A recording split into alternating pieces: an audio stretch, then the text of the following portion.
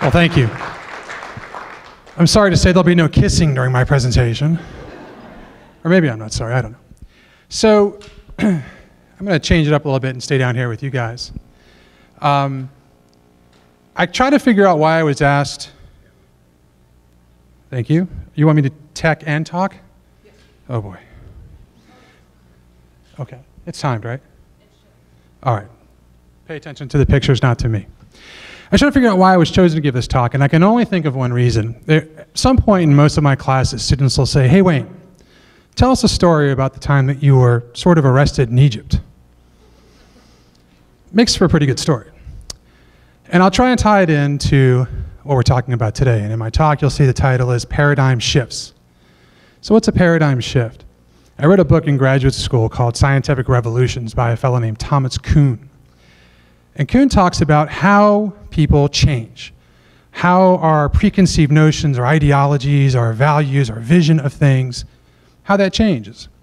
Sometimes they change over time, they evolve, we as people change, and so our opinions change. But to me, the more fun thing, the more exciting thing, is the title of his book, Scientific Revolutions, is when change comes about abruptly, shockingly. They are on a loop, so good. And so the way for me to illustrate this is to tell you a little story about a young man who had studied Arabic for a couple of years in college and decided he was going to go to a UN conference in Cairo, at the American University in Cairo. So let me tell you about this trip to Cairo. It was a dream come true. Everybody in my family pitched in to help pay for the trip. The idea was that we would spend a few weeks there. We would visit with students from all over the world. We'd talk about issues that mattered, real political science geek stuff. I was in heaven. And my focus in graduate school when I went was on international security and on the Middle East. I was promising myself job security forever, right? Because security, the Middle East, you get it. So there I am. These are pictures that I took while I was there, meeting all kinds of interesting people, having an amazing time. And there was a break in the schedule where my buddy John was supposed to give a presentation. I said, "John, I kind of want to go do some sightseeing." Now, I've studied Arabic for 2 years, so clearly I would be just fine navigating the streets of Cairo with the Arabic. I learned, no, not so much. I could ask where the bathroom was, which is a very important thing to know. I could ask for a glass of water, right, and a few other things. But I figured out the subway system, and so I got on. And off I go. I'm heading to a place called Mar Girgis, means St. George in English. And it is a part of Cairo where most of the Coptic Christians live. Now, if you remember your biblical history, there was a point at which the Christ child flees from Israel, and they go and they stay in Egypt. And the folks in Mar Girgis claim that there is a church built where the Christ child slept. Now, I'm a sucker for history. I'm a sucker for a good story. And I said, I am going to go see where the baby Jesus slept. I'm going to go see this place. So off I go. So I get on the subway, and I'm heading off to Mar Girgis. It's a good ways away from the center of Cairo, Tahrir Square that we see in the news, sort of the point at which I had left. Now, you might not have noticed this at first. I'm kind of a big guy. I'm 6'5". I'm a big guy. I've always been a big guy.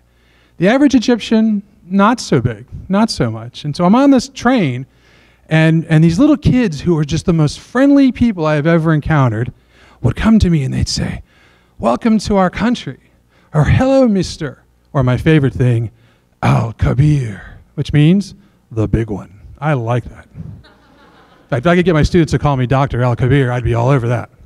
So there we go, and this train is filling up, and we hit stop after stop, and there's more and more people, and I quickly realize, not that I'm a math major, but I can figure this out, it's going to be hard for me to get to that little spot in the middle of the train where I'm holding on to the door and out off this train. So my stop comes up, and I'm trying to move, and I'm thinking, do I want to trample people? No. So I miss my spot. Train goes on. It takes 3 or 4 more stops before I can get off. So I get off the train eventually. And it's pretty simple, right? It's the basic sort of pattern. You walk up, go across the tracks at an overpass, come back down and catch the train going back the other way, and you're back where you need to be.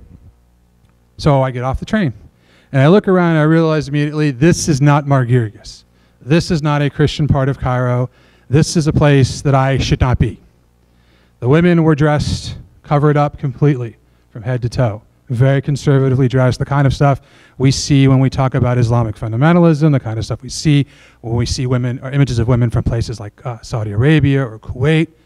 Now, you know, so what, right? No big deal, except I'm this Western American guy that's al-Kabir, standing out above everybody. It's hard for me to sort of sneak around. So I'm quickly noticed, and I'm trying to get my way out. Tons of kids. And the thing that struck me was there are a lot of kids here, there's a lot of women here, there are no men. I see no men at all. Put that away, right? You start to notice things, right? So I tuck that away, and I'm walking along. And so these kids, like, oh my goodness, we've not seen this before. At least that's what I think they're thinking. And they're coming over and they're saying, hello, welcome to our country. I mean, this is awesome. I'm thinking, this is a story I cannot wait to tell folks. You know, this is what a cool experience, what a cool interaction. And one of the things that my faculty advisor told me before I left is, you know, Wayne, you're gonna see poverty in a way you've never seen before. And she was right. You know, if you really want to do something neat, you should take some hard candy with you, because you will meet kids who have never had candy before, have never tried candy before. And I thought, all right. So around my neck, I wore this pouch that had my passport in it, that had some money in it, and had a handful of Jolly Ranchers, the ultimate hard candy there is, right? And so I reach into my pouch and I'm giving out, and these kids are like, oh, you know, and I don't know if they've ever had candy before, maybe they have, but they're loving this stuff, right? And they're like more and more coming, and I'm gonna run out of candy. So now I've got this throng of kids around me, and they're all having candy, and I'm thinking, this is like a Pied Piper moment or something, I don't know. I'm gonna write about this, this is really cool. So I'm, you know, 1994, I'm in my 20s, we're not to the all revolutionary stuff that happens. 9/11 hasn't happened, you know, I'm speaking a little bit of Arabic, having a great time, thinking this is a great story that I'll eventually get to tell folks at some point in my life. And then someone starts yelling at me. I hear this voice over the din of the kids being hello mister and hello and all this other stuff. And it's in Arabic, and boy, I realized just how little 2 years of Arabic really is. She's saying things and I don't understand, because by the way, when you study Arabic in the United States, usually you learn something called Fusha, which is sort of like learning Shakespearean English, right? It's the same language, sort of, but not everyday conversational. So I'm missing a lot of what she's saying, but I'm getting one thing out of this talk. She is not happy, and she is coming closer, dressed from head to toe, face covered. Didn't see much of that in Cairo, by the way. Women would wear scarves on their head as a sign of modesty, but certainly not completely covered. And she gets to me, and she just starts poking me in the chest, and she is just frothing, spitting, yelling. The kids are scattering. Now, you ever have those moments in life when you're thinking, you know, I won't use the vernacular, but oh shoot, this could go really badly. What's happening here? And the only words in Arabic that were coming to my mind at this point are muta'assif, muta'assif. I'm sorry, I'm sorry. She is not impressed with I'm sorry at this point. I'm thinking, maybe I learned the wrong words. She's poking, other women are coming over. I don't know what to do. So I'm trying to move away. I'm trying to just, I want to leave. I want to go home. I want to see mommy. I got to get out of this. And so I've got a problem. I mean, there are about 5 or 6 women now, and they're all yelling, and they're unhappy. I have no idea what's going on. In my head, I'm thinking, you know, how is this happening? And, you know, there are all these stories about what you do in moments of crisis, and do you keep your head and all this other stuff. I'm just like, what do I do? But that was answered for me. I didn't have an answer, but it was answered for me, because she stopped all of a sudden. And I looked behind me, because she was looking at something behind me. And there was about a young man, about 17 years old, wearing a uniform with a Bor Said machine gun pointed at me. Now, my dad is a retired Navy SEAL. I grew up on John Wayne. I have all kinds of ideas up to this point about how I would handle a tough situation. Boy, I'd cowboy up, and I did what any good son of a Navy SEAL would do. I raised my hands and said, Muta'assif, I'm sorry. He was speaking Arabic, and again, I wanted a refund at this point on my classes because I have no idea what's going on. And he motions for me to move, and I move. I don't move fast, but I moved. And he took me to this sort of little spot. I mean, where these guys, there's two of them there, and motioned for me to sit down with his machine gun, and I sat down. So again, you know, every possible scenario is going through my brain, most of which included I wasn't going to ever taste my mom's pot roast again. I was never going to see my family. This is it. None of my friends knew where I was. I very arrogantly said, I'm going to go sightseeing because I can speak Arabic. Nobody knew what was going on. These two guys are there with their guns. John Wayne is gone now. He's off somewhere with Maureen O'Hara having a good time in my brain, and I'm alone. I've never felt that alone before. Never, ever. Not since. And what felt like years goes by. They made some phone calls. They made some jokes at my expense. You know, I can tell because they pointed and they just started laughing. Probably at my expense. And I'm not in a happy place now, right? I'm quite scared. But I guess an hour or two later, another man comes in, older man comes in, another man in uniform. These are police officers. In Egypt, police officers are conscripted. Everybody has to serve either in the police or in the military. And so usually you're 16, 17 years old, you're in the military, or you're in the police force. So I'm not counting on their critical thinking, their basic love of humanity, their advanced education to a place like New England College, where they learn humanity in a way that we try to teach it. I'm thinking these are 16-year-old, 17-year-old kids who've been given machine guns and now they've got me. Now, when I was 16 or 17 and somebody had given me a machine gun, I'm not sure I'd have made the most enlightened choices, and this is what's going through my head at this point. But this older man comes in, and he looks at them, and he talks to them, and he looks at me, and he talks to me in perfect English and says, I'm so sorry. Let me give you a ride back to your hotel. What? This is a trick, clearly. I've seen James Bond. I know how this goes. I'm going to be face down on the Nile here any minute from, you know. I'm so sorry. What's your name? And I'm like, aha, he wants my name. I can't give him my name. My name's Wayne Lesperance. I gave him my name because I'm terrified at this point. Well, Mr. Lesperance, there's been a mix-up. We're so sorry. Perfect English, right?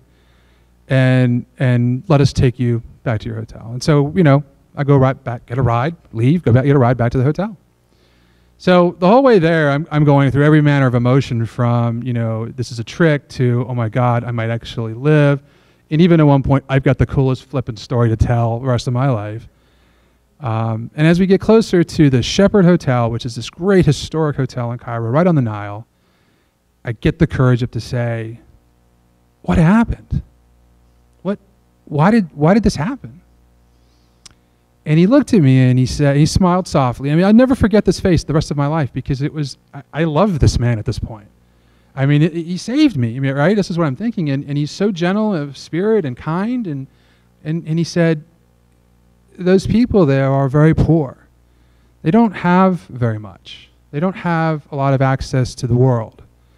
And about a year ago, there was a story, a case going all through Cairo that was talking about how Westerners were coming, Western men were coming and finding Egyptian children to take back to their hotel rooms to do indecent things to them.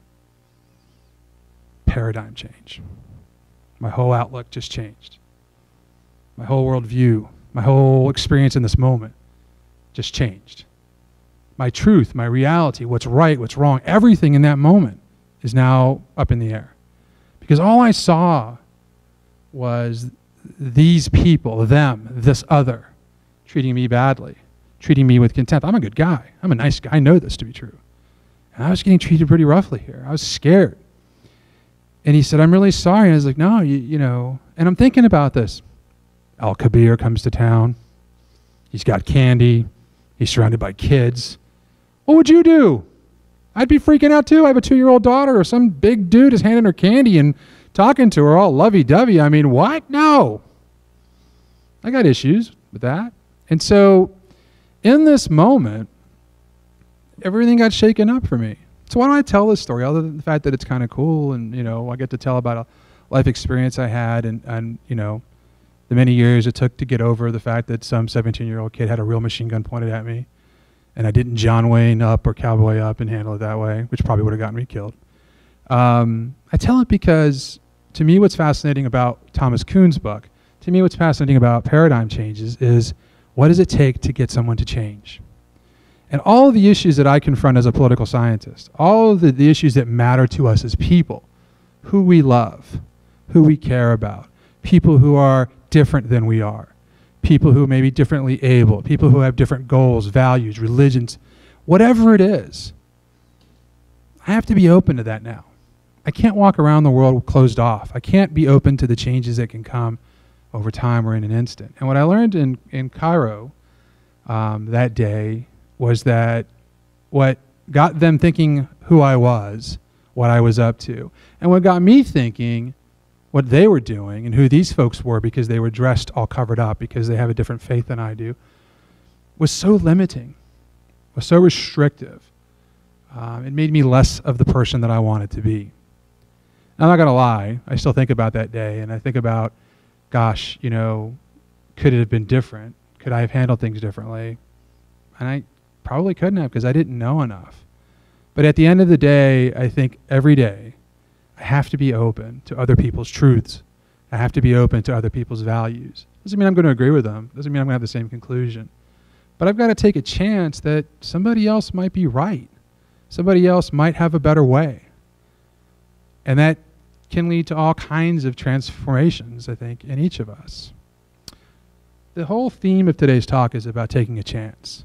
And we can take chances in lots of ways. We can be a pitcher for the New York Yankees minor league system. That's pretty cool. I think that would be awesome. You can be in this room not a Patriots fan. That's brave, really brave. Or even being in the Yankee system is pretty brave in this room. You can take chances in 1,000 different ways, different hairstyle, different clothing and all that. And you know that people are going to judge you for that. But if you take a chance in something so fundamental as your basic values, your basic belief system, if you're willing to be open to hear someone else's truth, that's the riskiest kind of chance to take of all, I think. You're questioning everything, and that's what we ought to be doing every single day. So, I got away. I went back a year later. This is the epilogue of this story. And I got to see Margiris. I didn't have let's see, what shall I say? I didn't have the testicular fortitude to go back that same year. I went back to Egypt the following year for another trip, and I got to go see Margiris. I took some incredible pictures. I still would go back to this day in a heartbeat. I love it. I've studied more Arabic since then, although I need even more. But it's never been lost on me to pay attention to what's going on around me, to listen to people who disagree with me, value what they have to contribute, try to appreciate their truth. It's my story. Hope it was worth it. Thanks.